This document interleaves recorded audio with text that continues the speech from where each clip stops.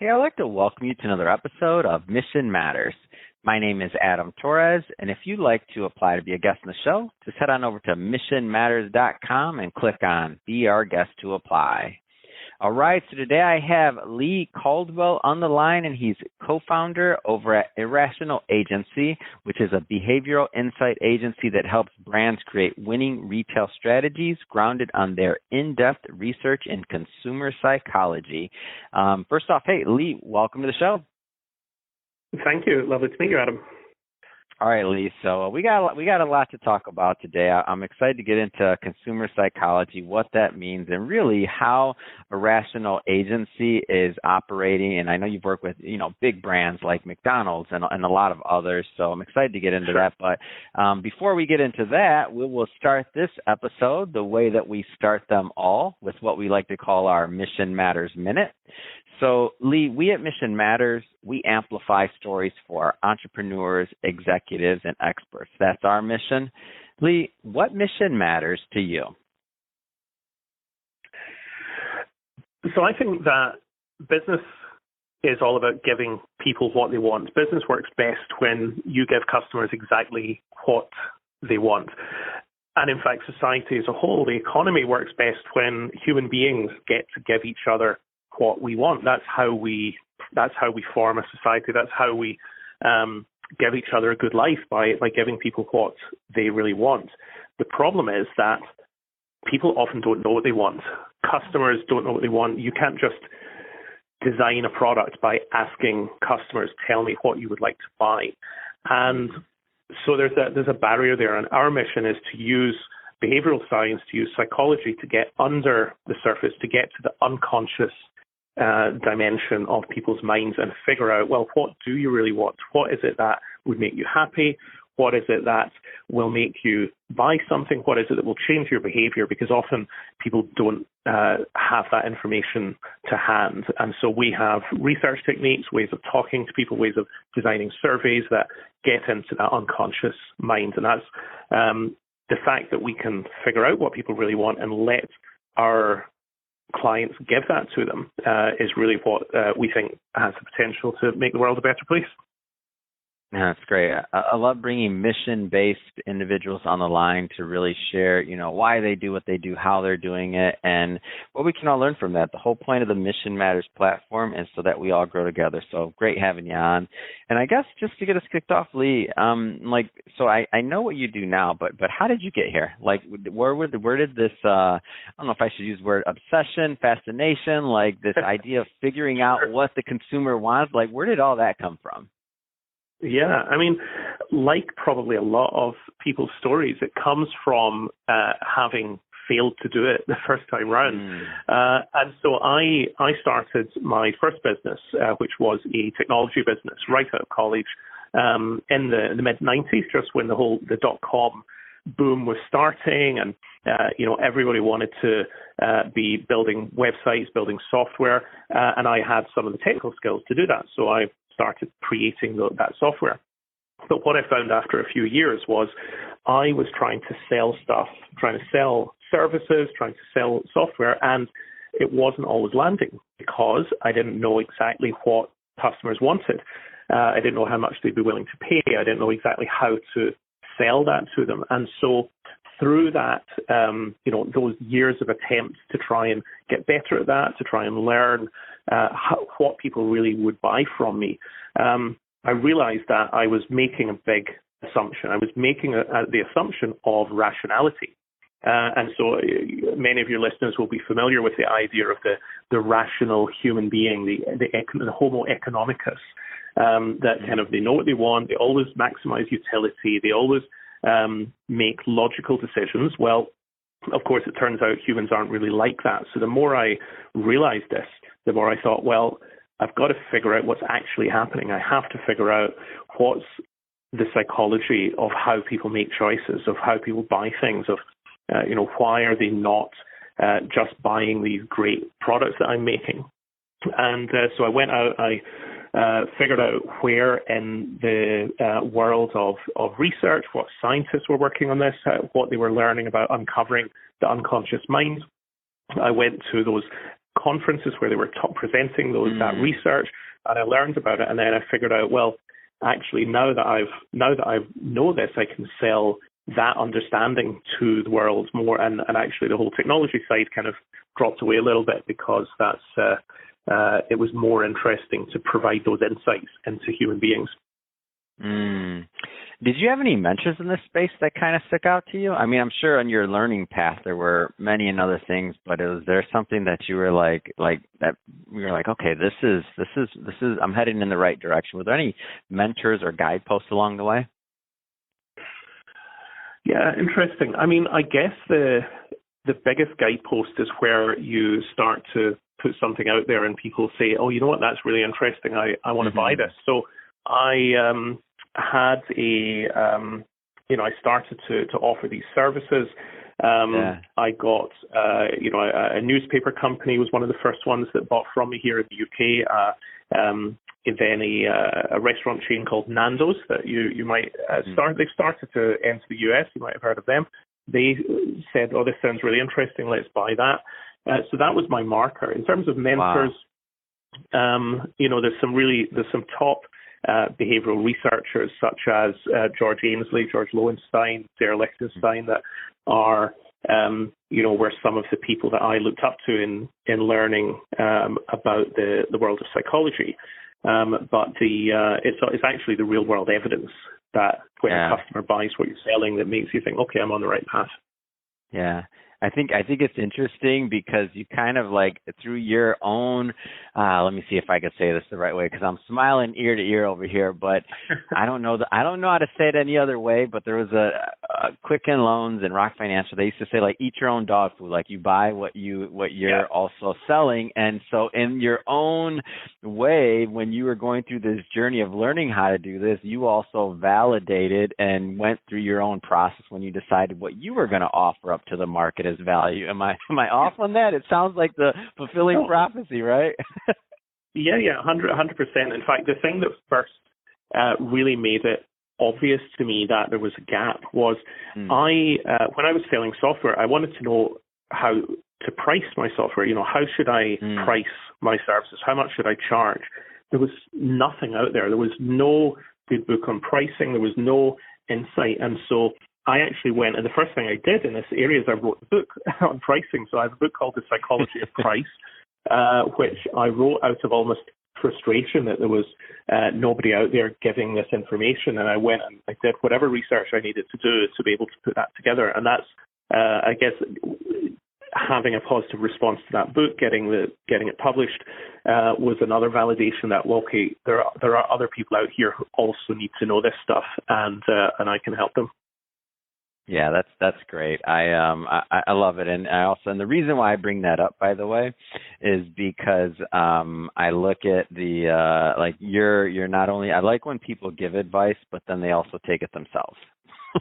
like that's not to do as I say, not as I do. Like you did it, and so that's where I love it. It's fun to me to see that happen and that fulfilling. And then obviously the business and all the work you're doing now, which I guess let's get into that. So I know you've worked with some big brands. Like what do people come for you? Like how does it typically happen? Because there'll be some people listening to this right now that they're going to say, okay, that's interesting. Like, are we doing that? Should we be doing that? Like, how do people normally find you? Yeah, well, the people who we work with most often are consumer insight teams or market research departments. So they have the awareness that they've got questions. They know that they want to find something out from customers. So in the case of, say, McDonald's, it was to do with what are the flavors of soft drink that would be most interesting to our clients. What do people want to have from our vending machines, our drinks fountains? And in the case of, say, PepsiCo, it was actually about snacks. So it was what will people want from a snack? Will they what do they perceive as a healthy snack that will make their life better? Or it could be a financial company who's saying, how do we create loan products or credit card products that will motivate people, that will give people, meet their financial needs, and also that people will want to use. So they have questions like that.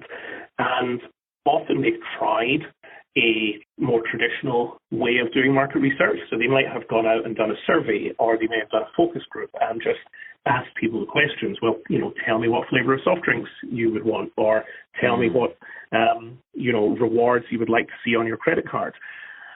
But they realize that the answers that customers give to those questions don't capture the whole truth, because people don't always know what they want. They have aspirational answers. People will say, I want the healthiest soft drinks. I want the things that are going to be the most virtuous. And in the case of of a credit card, they'll say, I want the lowest interest rates or the lowest fees. Now, of course, there's some truth to that, but it's never the whole picture. And so people also want things that make them feel good. And in the soft drinks, that can be about flavor. It can be about the perception of the story behind the drink. And in the case of the credit cards, it might be, well, yes, I want to have low fees, but I also like the fact that when I buy stuff for my business, I'm going to get a free vacation at the end of the year because I've accumulated enough points on the card. And that actually gives them a feeling of, okay, I'm getting something back for all the hard work that I've done.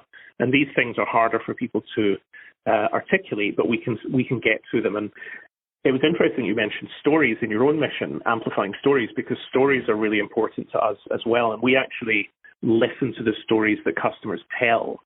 We encourage and we give them a space to express the stories about, the food they eat, the stories about the financial products they have, the stories about the travel that they've done, or the cell phone contract that they have. And in the stories that they tell us, there's always a message, and we can read between the lines of those stories to figure out what's really happening, what do you really want, and what would make your life better. Yeah, it's so so in my previous career or life, however we want to say that, I was a finance guy almost 14 years, and I never understood. I always thought that this idea of story and other things, I just thought it was my mind didn't even operate like that. And then, being in media now full time for, I don't know, going on 7 years, geez, time flies. But after seeing that, and when you see that story, narrative, how it's delivered, why, when, where, all these things matter, and they do contribute to, as a financial guy, I'm looking at, screens, and I see, money enters, money leaves, money, it's worth more, it's worth less. But to see the fact that story has the ability to dictate what those numbers are, directly, it blew my mind, because I've been on my own path and journey in media. So when I hear what you're saying, it's it's interesting, and you're doing it at some of the highest levels. So speaking of that, do you only? I know some of the examples we've used were enterprise level solutions. Is this enterprise only? Is there middle market? Is there give us maybe a flavor for the types of brands that get the most value out of working with you and your team? Yeah. I mean, the typical brands we work with do have a consumer insight team because because those are the people that kind of know how to ask the right questions very often. But we do work with smaller companies as well. And so I suppose just to be really clear about it, the budget that we tend to be working with, they're from, let's say in dollars, probably $25,000 upwards. So we're not looking at something realistically that a small startup kind of mom and pop store would usually be able to buy. We are looking, we would love to be able to deploy some of our insights into a tool, a more self-service tool, or into a published report that people could subscribe to. And that's something that we're planning, we hope, for the next year or two. But typically it's that mid to larger company that can invest in this, because it does, it does take a bit of, skilled investment, a fair bit of time to design the right way of asking customers or talking to customers in order to get these unconscious insights. So it is usually the mid to larger companies that can do that. Yeah, no, that's great, and that's typically how products funnel down, right? It starts at enterprise, Exactly. and then it goes to middle, and then at some point there's a self-service model. When something really has traction, and getting back to your original journey, if the market wants it, so that's the best part about it. And that's why I love the process of it, because it's even when you're doing it yourself, it's the same. You're taking the same advice that you're giving. So I think it's awesome. Well, Lee, I just want to say, first off, it's been great having you on the show today and learning more about Irrational Agency. I know we just barely scratched the surface on and there's only so much you can get done in a podcast episode on your knowledge, on your team's knowledge, and on really the work you're doing and how you add value. But that being said, if my audience, if somebody wants to connect, learn more, and follow your journey, what's the best way for them to do that? Yeah, I mean, I'd love to hear from any of your audience who want to chat. You can either find me on Twitter, or X as it's now called. I'm at Lee Blue. Now, Lee is Leigh Blue, the color blue. The company you can find on there at Be Irrational. And of course, our website is irrationalagency.com. So please do have a look on there. You can always contact us from there or sign up. We have every couple of weeks we send out new behavioral insights into how people are buying, the latest consumer trends, or what we've uncovered about what people really want that they may not even know that they want.